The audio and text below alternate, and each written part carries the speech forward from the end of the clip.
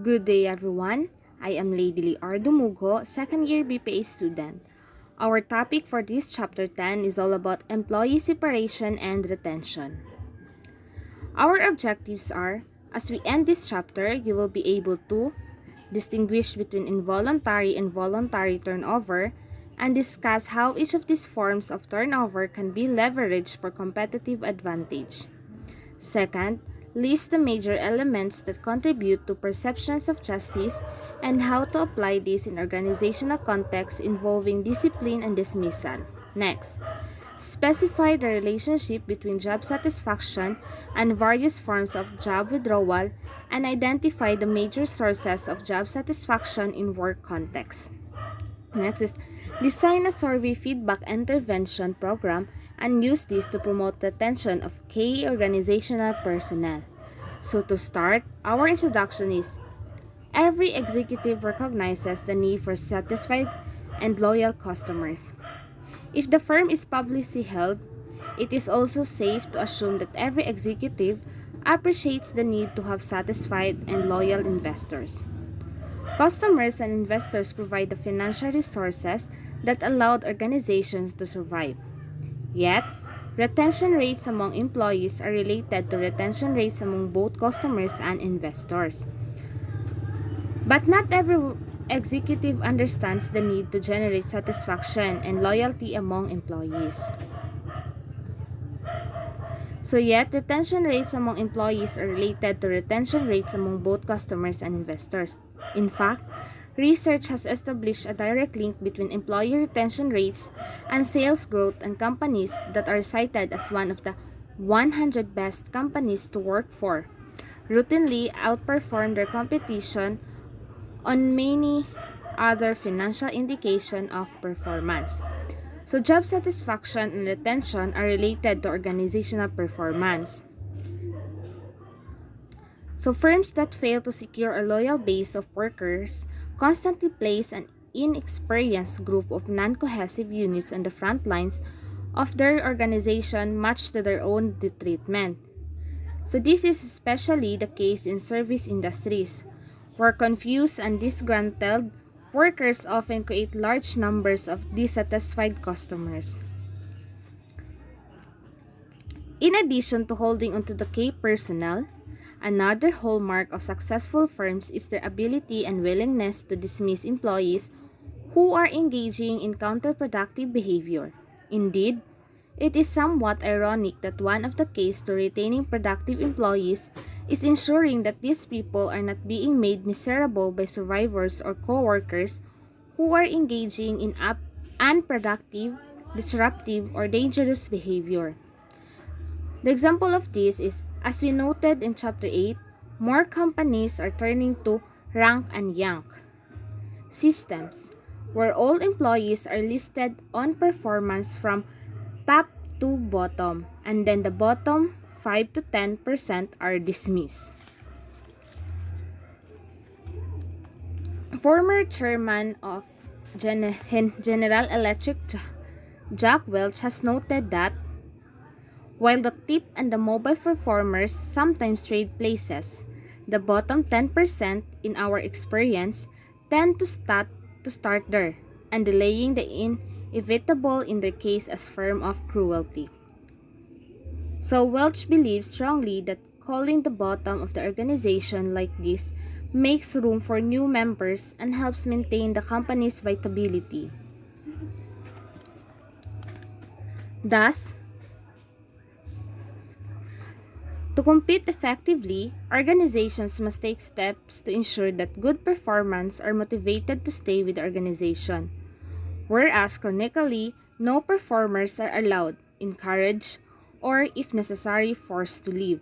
So however, retaining top performers is not always allowed. Recent developments have made this more difficult than ever. For example, the rush of layoffs and downsizing of the early and mid 1990s has reduced company loyalty. Couple this general attitude of mistrust with the tight labor markets characterizing the 2001 to 2004 period, and we have a workforce that is both willing and able to live on a moment's notice. For example, one recent survey found that 83% of managerial employees stated that they were likely or extremely likely to search for new jobs when the economy turns around. So similarly, the increased willingness of people to sue their employer, combined with an unprecedented level of violence in the workplace, has made discharging employees legally complicated and personally dangerous. So next is managing involuntary turnover. Before we start discussing the managing involuntary turnover, the purpose of this chapter is to focus on employee separation and retention. This chapter completes part 3 by discussing what can be done to retain high-performing employees who warrant further development, as well as managing the separation process for low-performing employees who have not responded well to developmental opportunities. Since much of what needs to be done to retain employees involves compensation and benefits, this chapter also serves as a bridge to another part which addresses this issue in more detail. So, managing involuntary turnover. Despite a company's best efforts in the area of personnel selection, training, and design of compensation systems, some employees will occasionally fail to meet performance requirements or will violate company policies while on the job.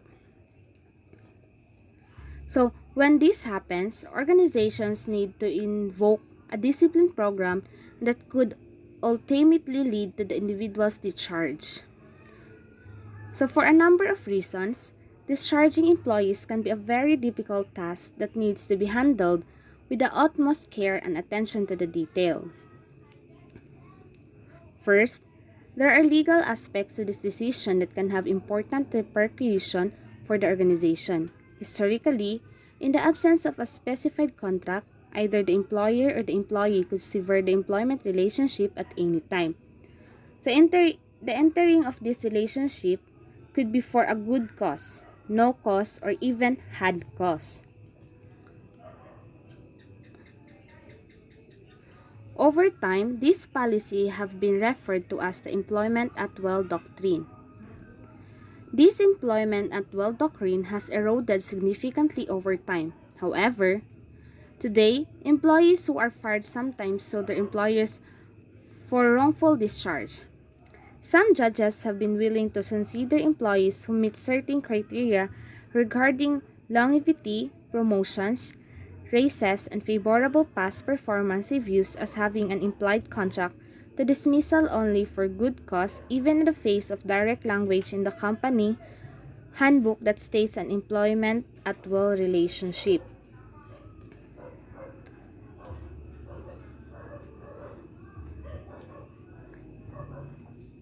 A wrongful discharge suit typically attempts to establish that the discharge either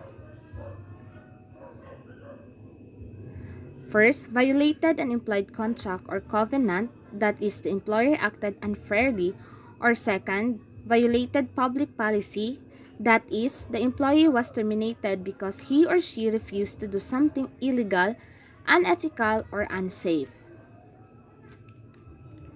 In addition to the financial risk associated with a dismissal, there are issues related to personal safety. Although the fact that some former employees use the court system to get back at their former employers may be distressing. Even more problematic, our employees who respond to our termination decision with violence directed at the employer. So violence in the workplace has become a major organizational problem. Given the critical financial and personal risks associated with employee dismissal, it is easy to see why the development of a standardized, systematic approach to discipline and discharge is critical to all organizations. So, this decision should not be left solely to the discretion of individual managers or supervisors. So, in the next section, we explore aspects of an effective discipline and discharge policy. So, in Chapter 8, Performance Management, we touch on the notion of justice, particularly as this relates to the notions of outcome justice, procedural justice, and interactional justice. Obviously, if fairness is important with respect to ongoing feedback, this is even more critical in the context of a final termination decision. So, principles of justice. We will explore the three types of fairness perceptions in greater detail here, with an emphasis on how these need to be operationalized and effective discipline and discharge policies. Indeed, a thorough understanding of these justice principles will make it clear why many organizations have enacted various policies regarding progressive discipline, employee assistance programs or EAPs, alternative dispute resolution, and outplacement. So we have a 6 determinants of procedural justice. First, consistency. It is the procedures that are applied consistently across time and other persons. Second, bias suppression. The procedures are applied by a person who has no vested interest in the outcome and no prior prejudice regarding the individual. Third, information accuracy. The procedure is based on information that is perceived to be true. Fourth, correctability. It is a procedure that has built-in safeguards that allow one to appeal mistakes or bad decisions. Fifth, representativeness. It is a procedure that is informed by the concerns of all groups or stakeholders or co-workers, customers, owners affected by the decision, including the individual being dismissed. Last, ethnicity. It is the procedure that is consistent with prevailing moral standards as they pertain to issues like invasion of privacy or deception. Now we have 4 determinants of interactional justice. We have explanation. It emphasizes aspects of procedural fairness that justify the decision. Second, social sensitivity. Treat the person with dignity and respect.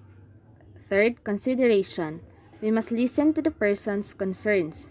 Fourth, empathy. We must identify with the person's feelings.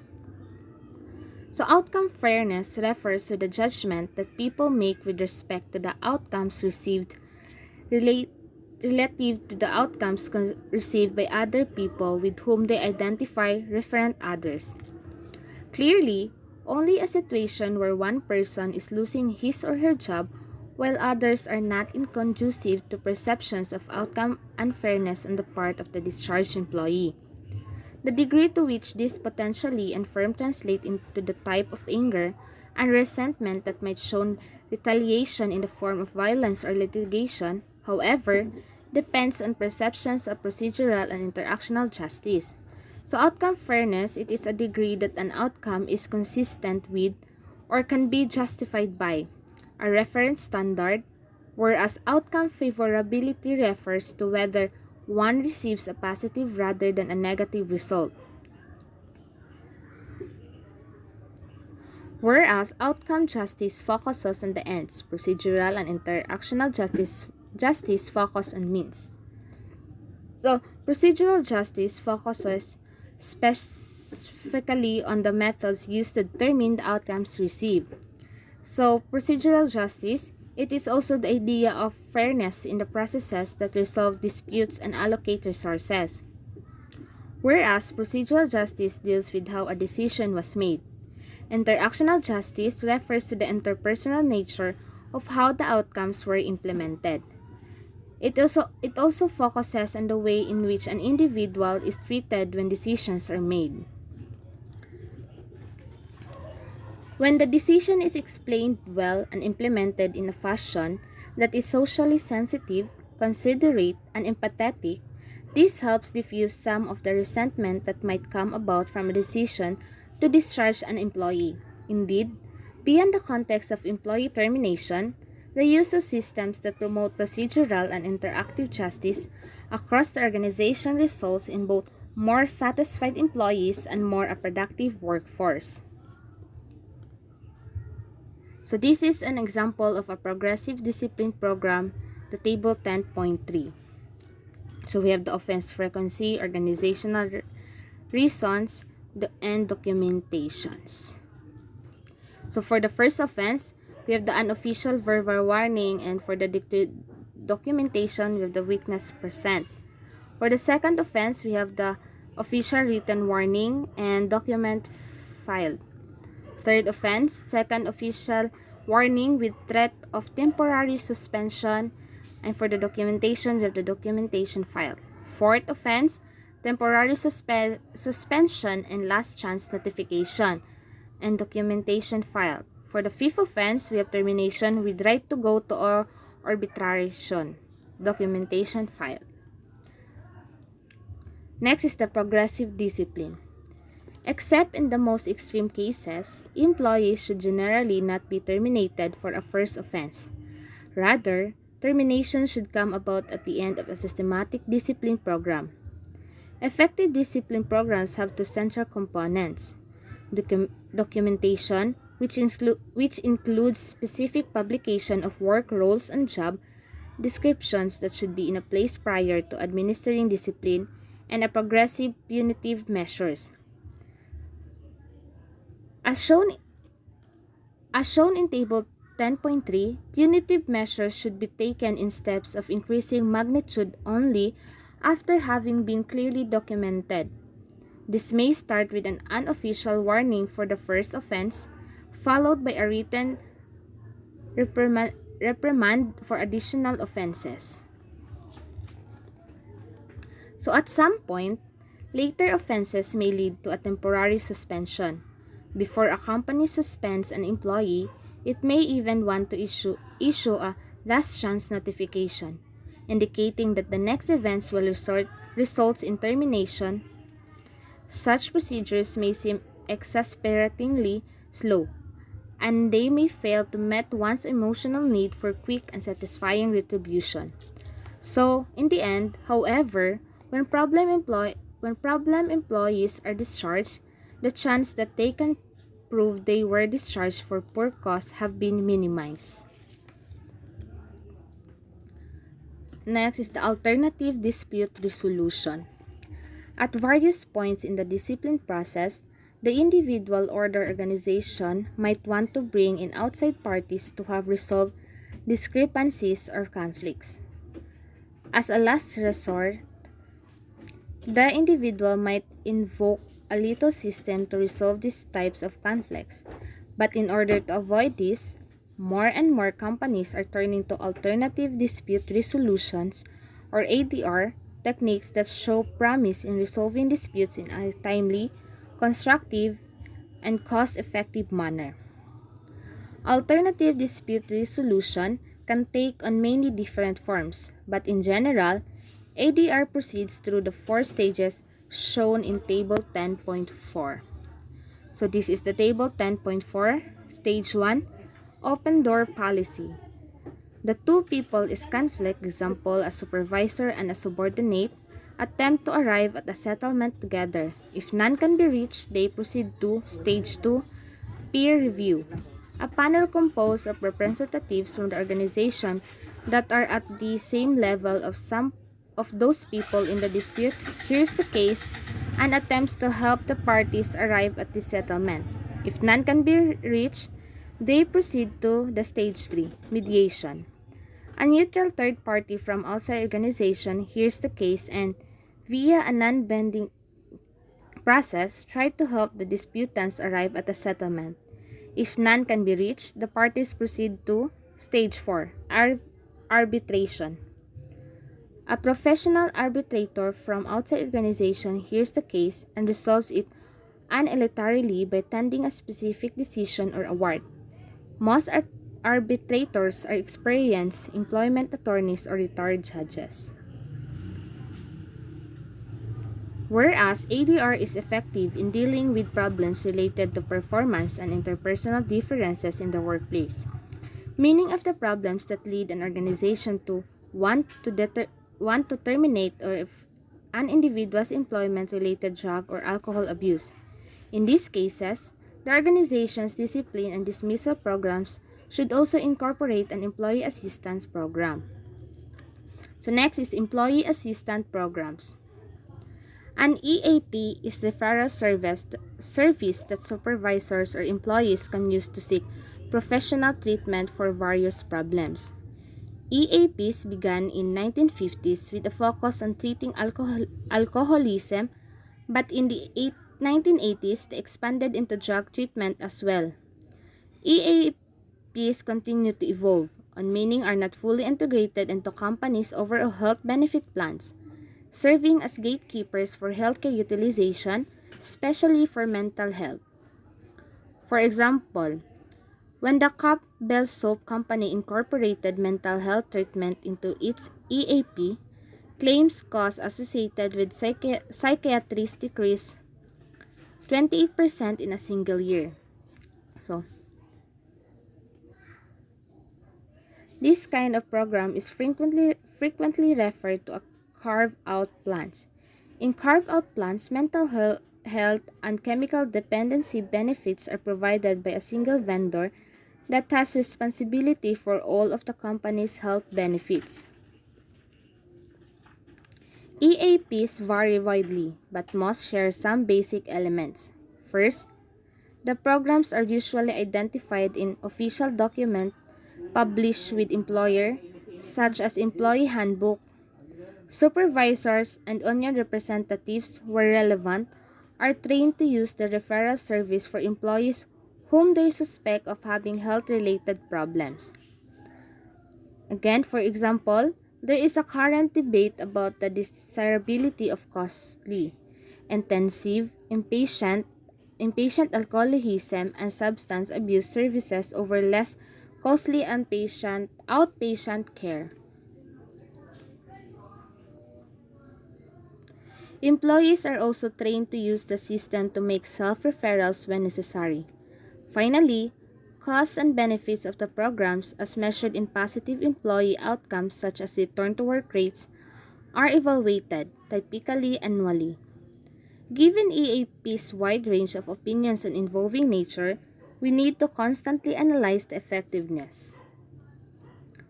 Next is the outplacement counseling. The terminal nature of an employee discharge not only leaves the person angry, it also leads to confusion as to how to react and in a quandary regarding what happens next.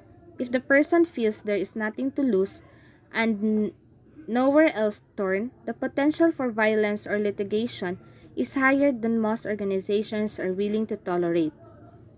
Therefore, many organizations provide outplacement counseling, which tries to help dismiss employees manage the transition from one job to another. Regardless, goals of outplacement programs are to help the former employee deal with a psychological issues associated with losing one's job, grief, depression, or fear, while at the same time helping him or her find employment. Outplacement counseling is aimed at helping people realize that losing a job is not the end of the world and that other opportunities exist. Indeed, for many people, losing a job can be critical learning experience that plants the seed for future success. Retaining people who can make such contributions is a key to gaining and maintaining competitive advantage. For example, when John Morgridge was fired from his job as branch manager at Honeywell 20 years ago, it made him realize that his own assertiveness and need for independence were never going to cut in a large, bureaucratic institution like Honeywell. So, he took his skills and went on to build computer network maker Cisco System, which now worth over $1 billion. And now, the second half of this chapter is devoted to issues related to retention. So we have the managing voluntary turnover. The impact of human resource policies on job satisfaction has also been documented as the link between employee retention and customer satisfaction. Indeed, the whole employee satisfaction performance relationship can become part of a virtuous cycle, where firms with more highly satisfied employees perform better and increase their profits, which in turn they use to shore up employee pay and benefits. further adding to their competitive advantage. In this section of the chapter, we examine the job withdrawal process that characterizes voluntary employee turnover, and we illustrate the central role that job satisfaction plays in this process. We also discuss what aspects of job satisfaction seem most critical to retention and how to measure their facets. Finally, these show how survey feedback interventions designed around these measures can be used to strategically manage the voluntary turnover process so that high performers are retained while marginal performers are allowed to leave.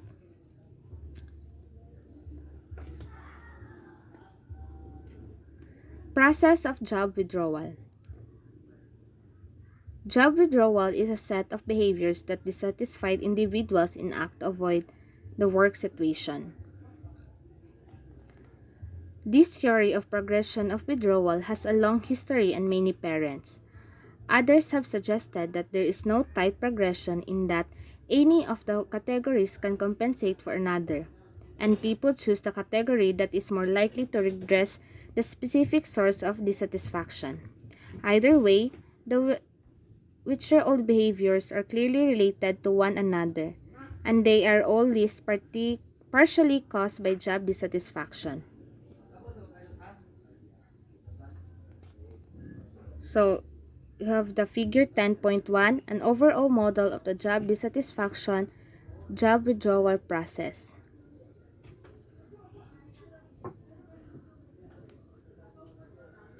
So, causes of job dissatisfaction, we have personal disposition, tasks and roles, supervisors and co-workers, pay and benefits. We have the job dissatisfaction, job withdrawal, manifestation of job withdrawal, we have the behavior change, physical job withdrawal, psychological job withdrawal. So, behavior change.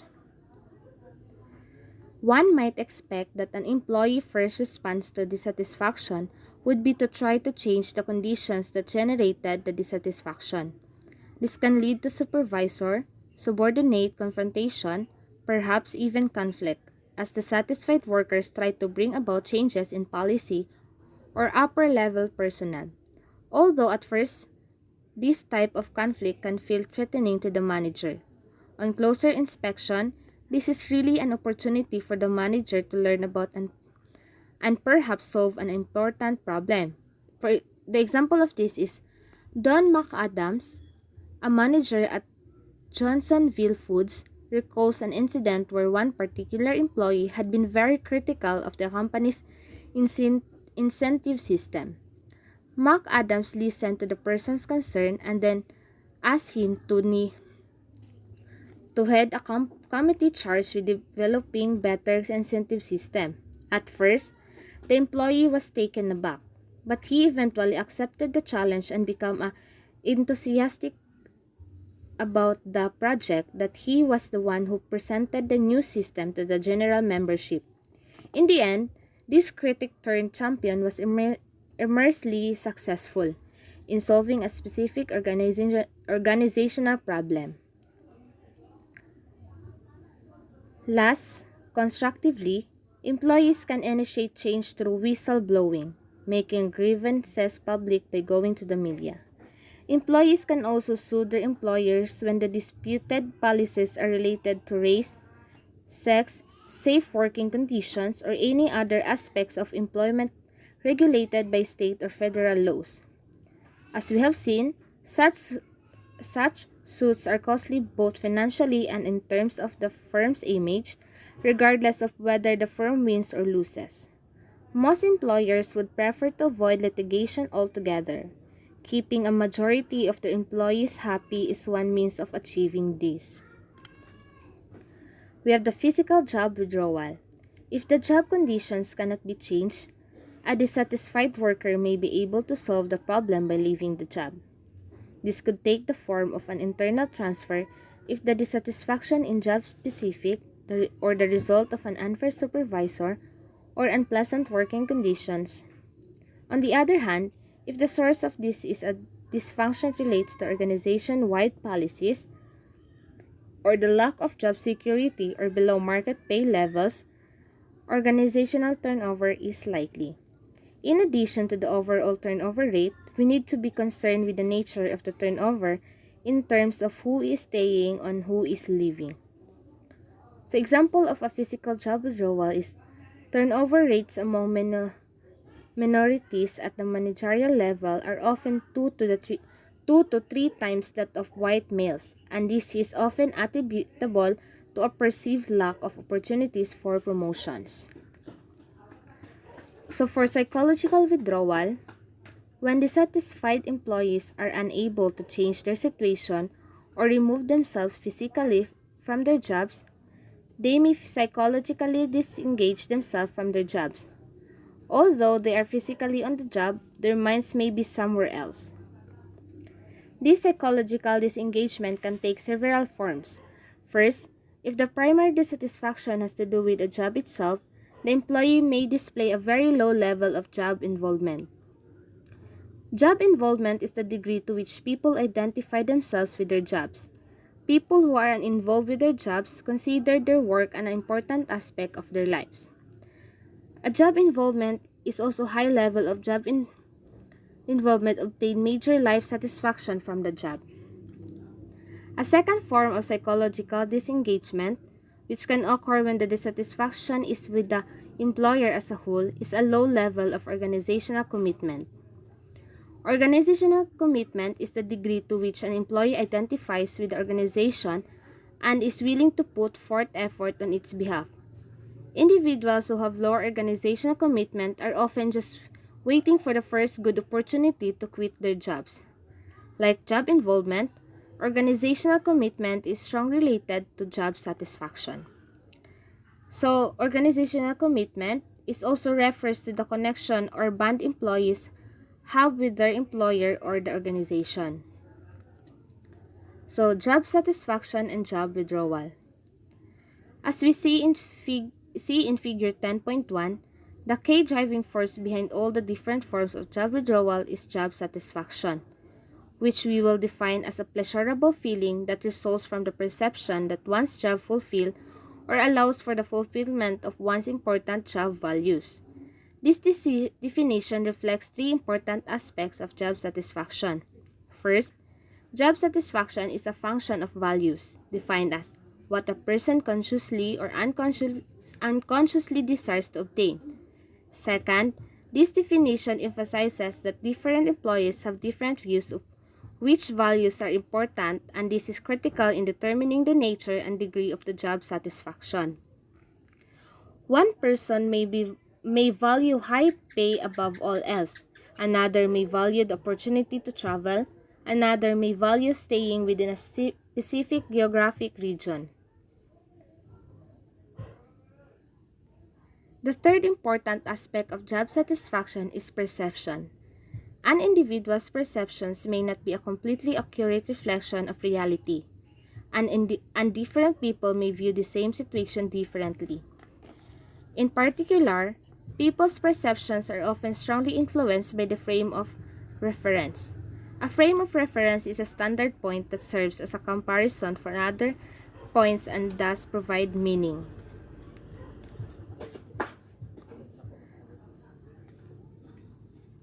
So, for example is an upper-level executive who offers a 6% salary increase to a lower-level manager might expect this to make the manager happy because inflation or the executive's frame of reference is only 3%.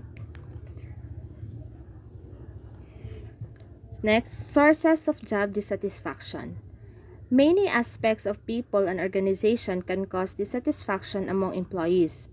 Managers and HR professionals need to be aware of this because they are the levers which can raise job satisfaction and reduce employee withdrawal. This is an issue that is particularly salient in the current economy where pressures to raise productivity have pushed many workers to the limit. An opportunity for changing jobs enhanced by a market where the demand for labor is heating up. So we have the personal dispositions. Because dissatisfaction is an emotion that ultimately resides within the person, It is not surprising that many who have studied these outcomes had focused on individual differences. Negative effectivity is a term used to describe a dispositional dimension that reflects pervasive individual differences in satisfaction with any and all aspects of life. So, negative effectivity is a personality variable that involves the experience of negative emotions and poor self-concept. People who are high in negative effectivity tend to focus extensively on the negative aspects of themselves and others.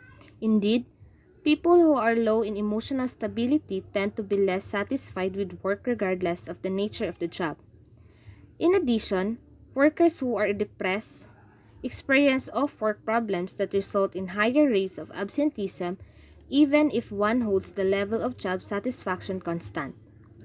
There were also significant relationships between work attitude measured over 5-year and 10-year periods, even for workers who change employees and or occupations. All of this implies that same individuals tend to bring low satisfaction with them to work. Another construct useful in understanding dispositional aspects of job satisfaction is the notion of core self-evaluations. Core self-evaluations have been defined as a basic positive or negative bottom-line opinion that individuals hold about themselves. A positive core evaluation reflects the person's self-image on a number of more specific traits, including high self-esteem, high self-efficacy, internal locus of control, and emotional stability. These factors, both alone and together, have been found to be quite predictive of job satisfaction. Part of the reason why individuals with positive core self-evaluations have highest job satisfaction is that they tend to seek out and obtain jobs with more desirable characteristics, such as allowing discretion or dealing with complex tasks. They also tend to take more socially approved, proactive steps when it comes to trying to personality as a tuition that is not to their liking.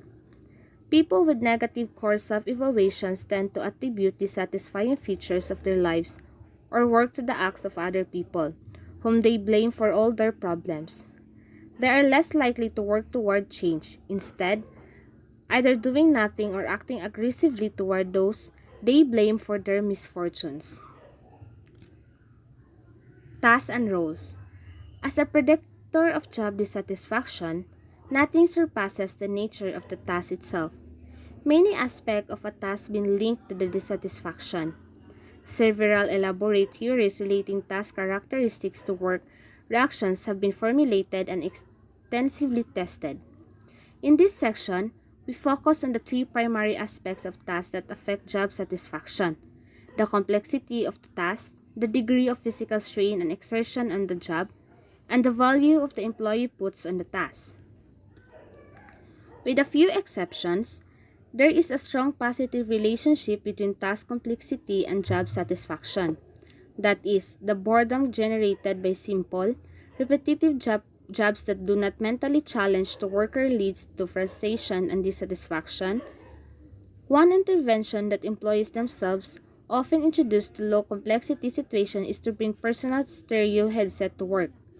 Many supervisors disapprove of this practice, which can be understood in situations where employees need to interact with customers. The second primary aspect of the task that affects job satisfaction is the degree to which the job involves physical strain and exertion.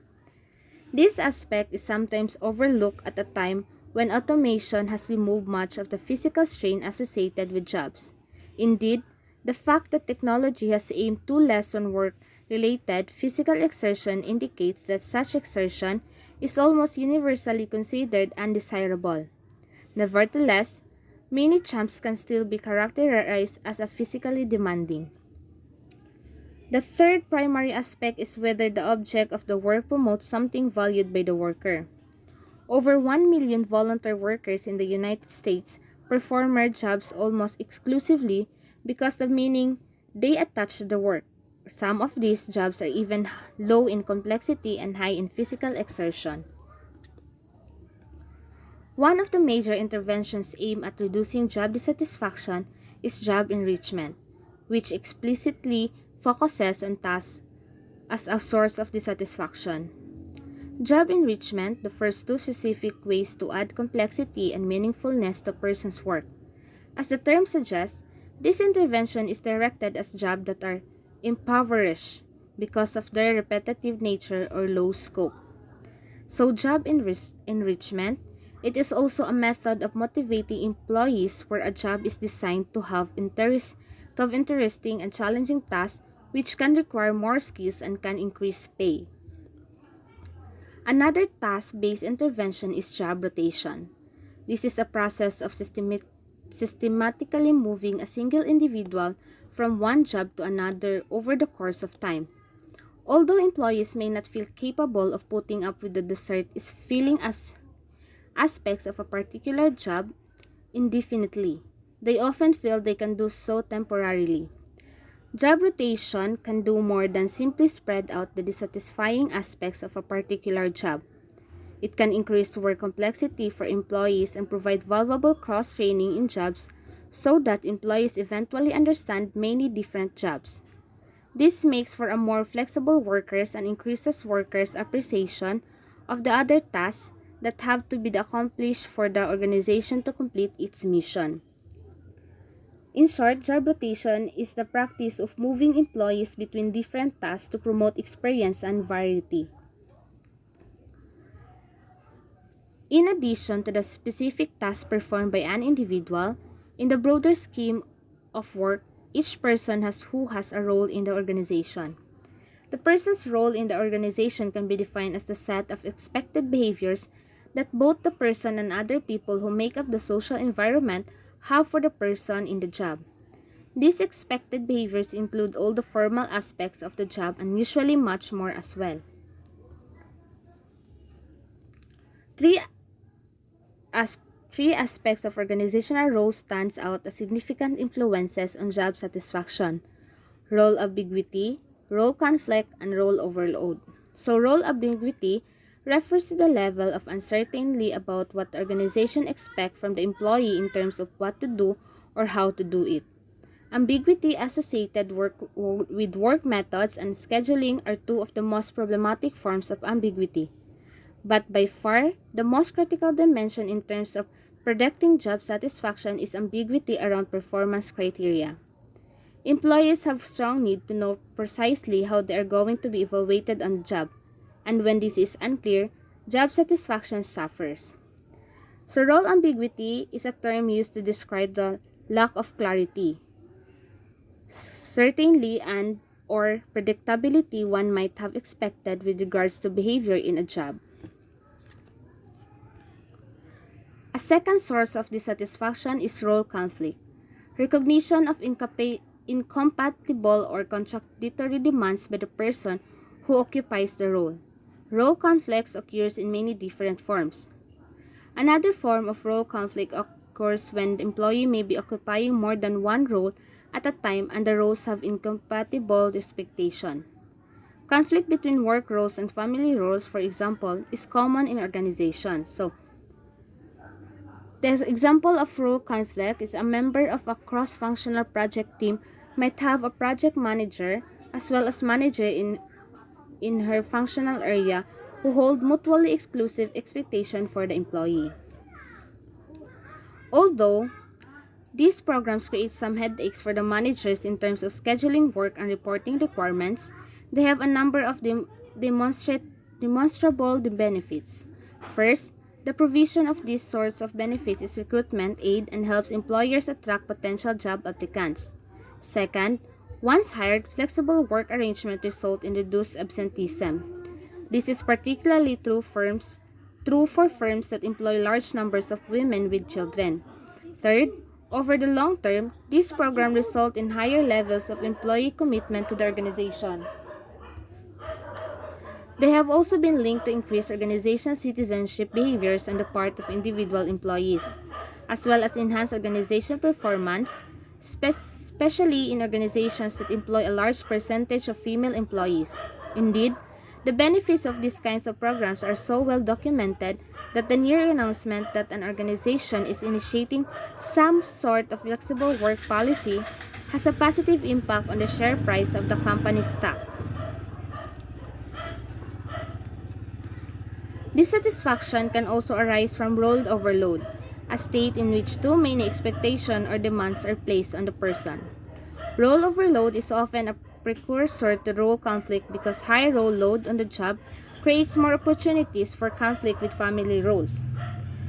As we have noticed, role overload seems to be an increasingly prevalent problem in today's organization because of their emphasis on downsizing and cost cutting.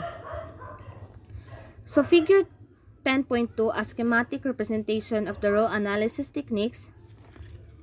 One such intervention, the role analysis technique shown in figure 10.2, is designed to increase the communication and understanding of the various sets of the role expectation that exist for a specific employee.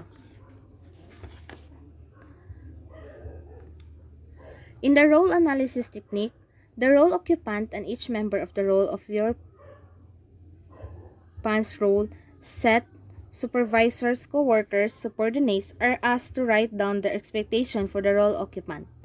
Then everybody is gathered together and each person goes through his or her list. All expectations are written out so that ambiguities can be removed and conflicts identified. Where there are conflicts, the group as a whole tries to decide how they could be resolved. When this is done throughout an organization, instances of overload and underload may be discovered, and role requirements may be traded off so that more balanced roles are developed. Supervisors and co-workers. The two primary sets of people in an organization who affect job satisfaction are co-workers and supervisors. A person may be satisfied with her supervisor and co-workers for one of three reasons. First, she may have many of the same values, attitudes, and philosophies that the co-workers and supervisors have. Most individuals find this very important. Indeed, many organizations try to foster a culture of shared values among employees.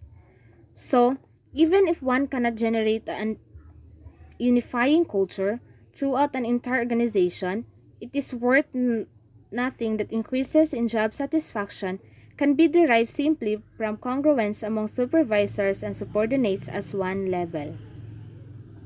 Second, the person may be satisfied with his supervisors and co-workers because they provide social support. Social support means that the degree to which the person is surrounded by other people who are sympathetic and caring.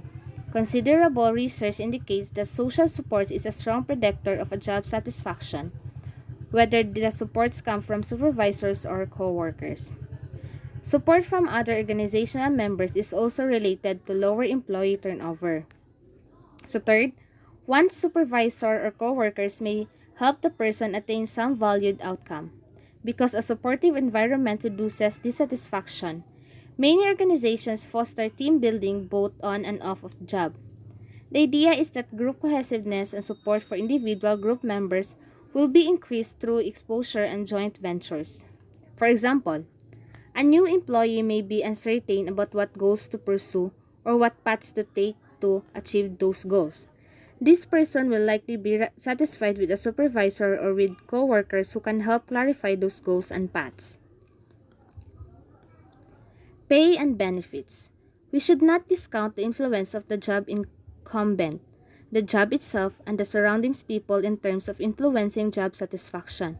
But for most people, work is their primary source of income and financial stability. Pay is also seen as an indicator of status within the organization as well as in society at large. Thus, for some people, pay is reflection of self-worth, so pay satisfaction takes on critical significance when it comes to retention.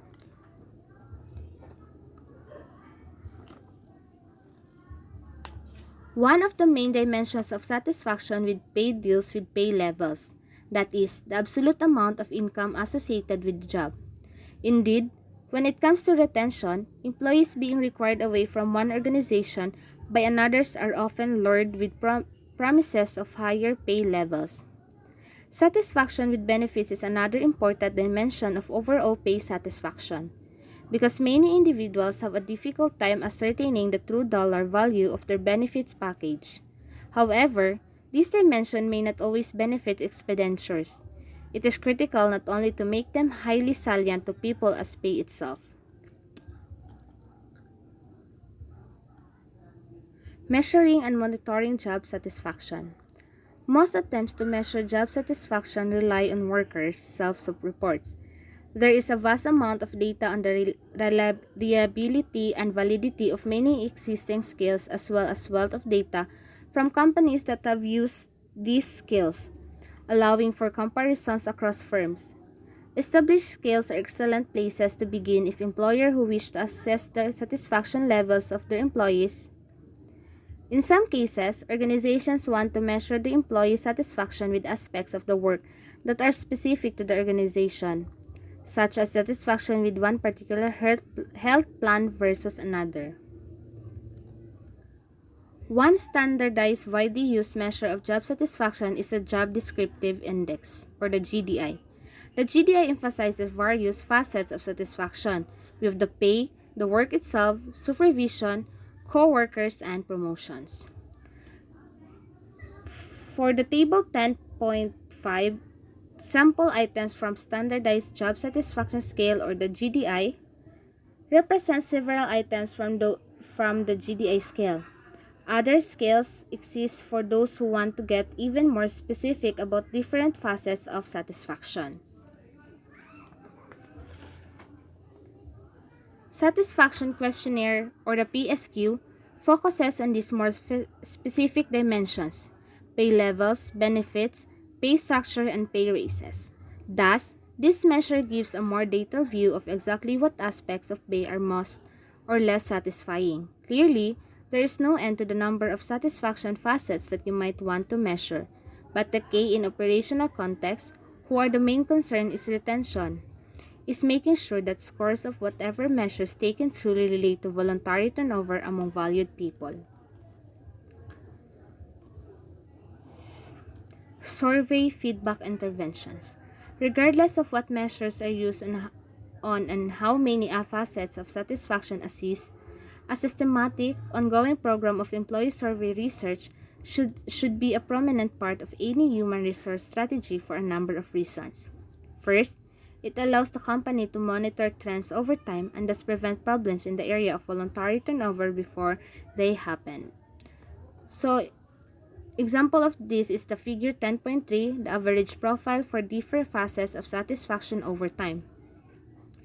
In figure 10.3, it shows the average profile for different facets of satisfaction for a hypothetical company in 2000, 2002, and 2004.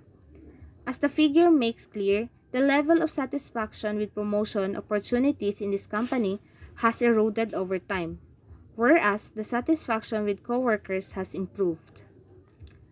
A second reason for engaging in an ongoing program of employee satisfaction survey is that it provides a means of empirically assessing the impact of changes in policy, or such as introduction of a new performance appraisal system and core personnel. So in figure 10.4, the average profile for different facets of satisfaction before and after a major event. So it shows the average profile for different satisfaction facets for a hypothetical organization 1 year before and 1 year after a merger. Third, when these surveys incorporate standardized scales like the GDI, they often allow the company to compare itself with others in the same industry along these dimensions. So figure 10.5, the average profile for different facets of satisfaction versus the industry average. So it shows the average profile for different satisfaction facets for a hypothetical organization and compares this to the industry average. Within the organization, a systematic survey program also allows the company to check for differences between units and hence benchmark best practices that might be generalized across units. So figure 10.6 shows the average profile for five different regional divisions of a hypothetical company. The figure shows that the satisfaction with pay raises is much higher in one of the regions relative to the others. Finally, yearly surveys give employees a constructive outlet for voicing their concerns and frustrations. Employees' ability to handle dissatisfying work experiences is enhanced when they feel they have an opportunity to air their problems. Formalized opportunities to state complaints about one's work situation have been referred to as voicing. The value of voicing opportunities have been expressed well by Norman Plummer, the president of Monetrix, a San Francisco-based health care provider. According to him, if you don't provide an environment for open communication, you will suffer through revolution rather than evolutions. Although findings such as these are leading more companies to do such surveys, conducting an organizational opinion survey is not something that should be taken lightly. Especially in the beginning, surveys such as this often raise expectation. If people fail to see any timely actions taken on matters identified as problems in the survey, satisfaction is likely to be even lower than it would be in the absence of a survey. Finally, although the focus in this section have been on surveys of current employees, any strategic retention policy also has to consider surveying people who are about to become ex-employees. Exit interviews with departing workers can be a valuable tool for uncovering systematic concerns that are driving retention problems. A good exit interview sets the stage for this phenomenon because if a recruiter is armed with information about what causes a specific person to leave, such as an abusive supervisor or lack of family-friendly policies, when the situation changes, the person may be willing to come back. So, that's could be all. That's the end of our discussion. Thank you all for listening.